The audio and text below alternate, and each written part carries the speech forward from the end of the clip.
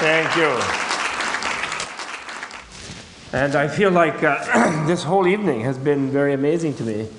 I feel like it's sort of like the Vimalakirti Sutra, an ancient work from ancient India, in which the Buddha appears at the beginning, and a whole bunch of people come to see him from the biggest city in the area of Vaishali. And they bring some sort of jeweled parasols to make an offering to him. All the young people, actually, from the city. The old fogies don't come because they're mad at Buddha. Because when he came to their city, he always accepts the first invitation that comes to him from whoever it is. And the local geisha, movie star sort of person, raced the elders of the city in a chariot and invited him first. So he was hanging out with the movie star. And of course they were grumbling, he's supposed to be religious and all this, and what is he doing over there at Amrapali's house with all his 500 monks and so on. They were all grumbling. And so they boycotted him, they wouldn't go and listen to him. But the young people all came, and they brought this kind of a jeweled parasol, and they put it on the ground. And as soon as they had laid all their big stack of these jeweled parasols that they used to carry in ancient India, he performed a kind of special effect, which made it into a giant planetarium, the wonder of the universe. Everyone looked in that and they saw in there the total interconnectedness of all life in all universes. And of course, in the Buddhist cosmos, there are millions and billions of planets with human life on it. And enlightened beings can see the life on all the other planets. So they don't, when they look out and they see those lights that you showed in the sky, they don't just see sort of pieces of matter burning or rocks or flames or gases exploding. They actually see landscapes and human beings and gods and dragons and serpent beings and goddesses and things like that. So he made that special effect at the beginning to get everyone to think about interconnection and interconnectedness and how everything in life was totally interconnected. And then Lele Masse, I know his other name, Lele told us about interconnection and how we're all totally interconnected here and how we've all known each other. And of course, again, in the Buddhist universe, we've already done this billions of times in many, many lifetimes in the past. And I didn't give the talk always, and Chiho didn't, and Lele didn't, and Ed didn't, and Jim didn't. You did, and we had to watch you and so forth, and we're all still trying to, I guess we're all trying to become Tedsters, if that's a modern form of enlightenment. I guess so. Because in a way, if Tedster relates to all this interconnectedness of all the computers and everything, it's the forging of a mass awareness of where everybody can really know everything that's going on everywhere in the planet. And therefore, what compassion is where it will become intolerable for us. Totally intolerable that we sit here in comfort and in pleasure and enjoying the life of the mind or whatever it is. And there are people who just absolutely are like riddled with this disease and they cannot have a bite of food and they have no place or they're being brutalized by some terrible person and so forth. It just becomes intolerable. And with all of us knowing everything, then we're kind of forced by technology to become Buddhas or something, to become enlightened.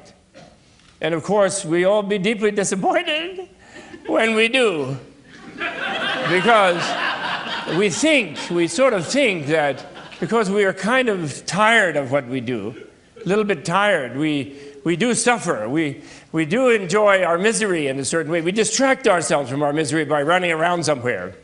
But basically, we all have this common misery that we're sort of stuck inside our skins. And everyone else is out there.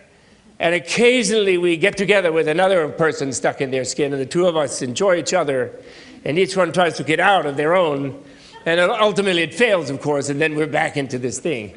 Because the egocentric perception, and from the Buddha's point of view, misperception, is that all we are is what is inside our skin. And it's inside and outside, self and other. And other is all very different. And everyone here is unfortunately carrying that habitual perception a little bit, right? You know, someone sitting next to you in a seat, it's okay because they're in a theater, but if you were sitting on a park bench and someone came up and sat that close to you, you'd freak out. What do they want from me? Like, who's that? You know? And so you wouldn't sit that close to another person because of your notion that it's you versus the universe. That's all Buddha discovered. Because that cosmic basic idea that it is us all alone, each of us, and everyone else is different, then that puts us in an impossible situation, doesn't it? Who is it who's going to get enough attention from the world? Who's going to get enough out of the world? Who's not going to be overrun by an infinite number of other beings if you're different from all the other beings? So where compassion comes is where you surprisingly discover you lose yourself in some way through art, through meditation, through understanding, through knowledge, actually, knowing that you have no such boundary, knowing your interconnectedness with other beings. You can experience yourself as the other beings when you see through the delusion of being separated from them. And when you do that, you're forced to feel what they feel. Luckily, they say, I'm still not sure, but luckily, they say that when you reach that point, because some people have said in the Buddhist literature, they say, oh, who would really want to be compassionate? How awful. I'm so miserable on my own. My head is aching, my bones are aching, I go from birth to death, I'm never satisfied, I never have enough. Even I'm a billionaire, I don't have enough, I need 100 billion. So I'm like that. Imagine if I had to feel even 100 other people's suffering. It would be terrible.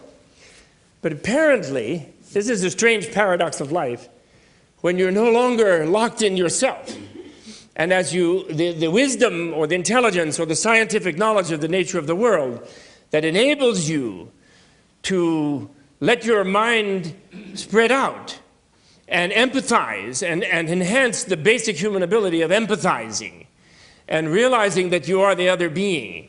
Somehow by that opening, you can see the deeper nature of life. And you get away from this terrible iron circle of like I, me, mine, like the Beatles used to sing. You know, we really learned everything in the 60s. Too bad. Nobody ever woke up to it. And they're trying to suppress it since then. I, me, mine. It's like a perfect song, that song. The perfect teaching. But when we relieve from that, we somehow then become interested in all the other beings. And we feel ourselves differently. It's totally strange. It's totally strange. The Dalai Lama always likes to say, he says that when you give birth in your mind to the idea of compassion, because you realize that you yourself and your pains and pleasures are finally too small a theater for your intelligence, it's really too boring. Whether you feel like this or like that or what, you know, and the more you focus on how you feel, by the way, the worse it gets, right? Like even when you're having a good time, when is the good time over? The good time is over when you think, how good is it? And then it's never good enough. I love that Lele said that the way of helping those who are suffering badly on the physical plane or on other planes is having a good time, doing it by having a good time. I think the Dalai Lama should have heard that. I wish he'd been to hear it. He once told me, he looked kind of sad, and he worries very much about the haves and the have-nots. And he looked a little sad because he said, well, 100 years ago, they went and took everything away from the haves. You know, the big communist revolutions, Russia and China and so forth. They took it all away by violence. And then saying they were going to give it to everyone, and then they were even worse. And they didn't help at all. So what could possibly change this terrible gap that has opened up in the world today? And so then he looks at me, you know. So I said, well, you know, you're all in this yourself. You teach. It's generosity was all I could think of. You know, first Buddhist virtue. But of course, what you said, I think the key to saving the world, the key to compassion is that it is more fun. It should be done by fun. Generosity is more fun. That's the key. Everybody has the wrong idea. They think Buddha was so boring, and like they're so surprised when they meet Dalai Lama and he's fairly jolly. Even though his people are being genocided, and believe me, he feels every blow on every old nun's head. In every Chinese prison, he feels it. He feels the way they're harvesting yaks nowadays. I won't even say what they do. But he feels it. And yet he's very jolly. He's extremely jolly. Because when you open up like that, then you can't just, what good does it do to add being miserable with others' misery? You have to find some vision where you see how hopeful it is, how it can be changed. Look at that beautiful thing Chiho showed us. She scared us with the lava man. She scared us with the lava man is coming. Then the tsunami is coming. But then finally there was flowers and trees, and it was very beautiful. It's really lovely. So compassion means to feel the feelings of others. And the human being actually is compassion. The human being is almost out of time. The human being is compassion, because what is our brain for? Now, Jim's brain is memorizing the almanac, but he could memorize all the needs of all the beings, and he did. He could memorize all kind of fantastic things to help many beings, and he will have tremendous fun doing that.